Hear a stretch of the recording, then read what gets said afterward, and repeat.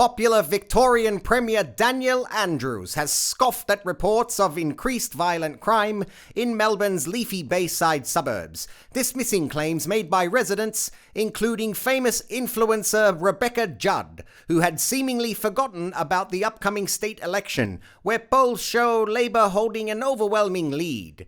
But the Premier was defiant, casually refuting the claims using the latest data from the previous 2 years while wearing an important hat. Rupert Holsworthy begins our coverage.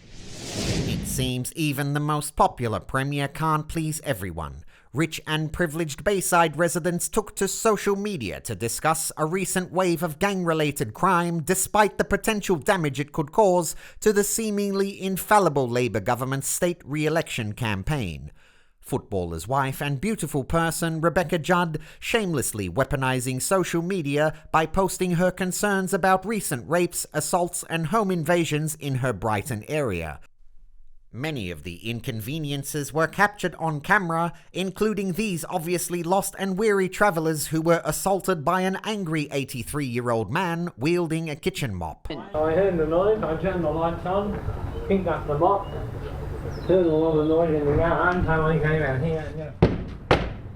But it takes more than an old white man and a rich footballer's wife to even register an acknowledgement from Daniel Andrews. Well, I'm not interested in having an argument with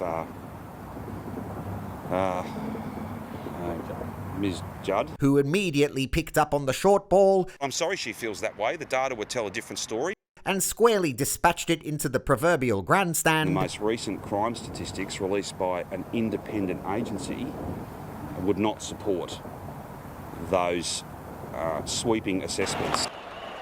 That's a big hit.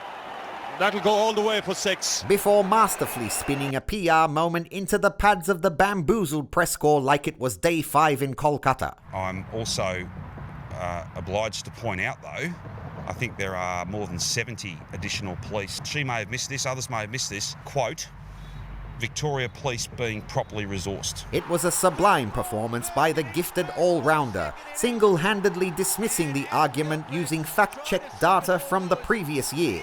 A period where Victorians were locked in their homes for a world record 262 days, with over 3 months of that under police-enforced curfew.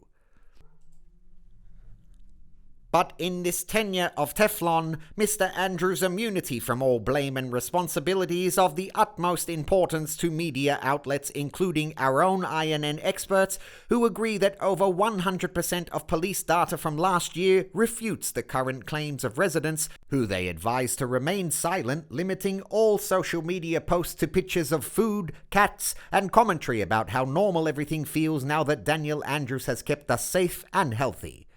Rupert Holsworthy, INN News. And INN reporter and Brighton resident Bella Calcetti joins us live from Church Street. Bella, you look fairly safe there. Of course, Brian, very safe here and business as usual after the small COVID issue from the last 400 days. But now the cafes and the gyms and tax offices are overflowing again with rich TikTok models that love Dan Andrews. Great to hear Melbourne is back, Bella. But tell us, what are locals saying about the tweet from what's-her-face Judd? Oh, we can't believe a woman would talk about crimes now with an election coming. I mean, what example does that set for other socialites? Are they supposed to care about other people being assaulted? It's very astonished, but that happens when you're not in the formation, Brian. Well said, but I guess some people outside the formation believe safety concerns should be discussed regardless of elections. Well, yeah, there are some people who think too much, but most Victorians know that safety is the government's role. They have the right statistics and control the money and the police, so it really must be up to the residents to feel safe when the government tells them to. It's not hard, Brian. Bella, they're stealing the car! Shut up, Wayne, I'm on TV! And what about the footage of armed teenagers breaking into houses? Just another attempt to smear the Premier? Oh, that's probably just some kids being naughty, but Mr. Andrews said crime is down 10% last year, so how can there be more now? And why would the gangs come here to do crime anyway? Brighton is for sexy people who love Dan Andrews, and I don't like these mean girls who try to smear him because he looks like a wimpy troll. Don't they know he made it safe for us for 8 years? Don't ruin it now.